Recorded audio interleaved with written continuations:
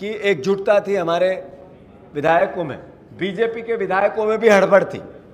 Result चुनाव आते तो हम बार बार कह रहे थे अकल्पनीय ऐसे रिजल्ट आएंगे कि भारतीय जनता पार्टी की बुद्धि ठिकाने कर देंगे। मेरे बयान में था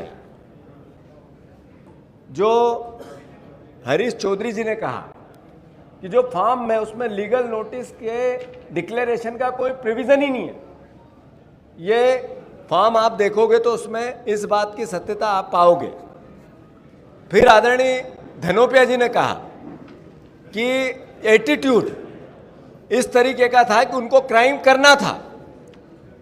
आदरणीय गुप्ता जी ने कहा कि जिस तरीके से हमने सारे जो साक्ष्य दिए उनके आर्ग्यूमेंट के बाद जो कानून की बातें की उस पर गौर ही नहीं किया गया। और सबसे बड़ी बात, राहुल कोठारी की शिकायत, न वो वोटर है न किसी भी प्रक्रिया में उस पूरे चुनाव से जुड़ा हुआ है। उसके बाद एक लाइन से लिखा गया कि केवट की जी की वो हाथ से लिखा गया, जो हमें एविडेंस दिए विद सील, उसमें वो पहले नहीं था, वो एविडेंस है हमारे पास, पब्लिक डोमेन में डालेंगे।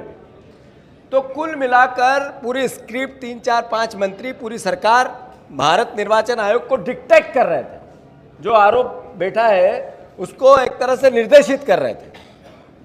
कांग्रेस पार्टी पूरी ताकत से ये देश के संविधान की लड़ाई देश की जनता के साथ, आपके साथ मिलकर लड़ना चाहती है।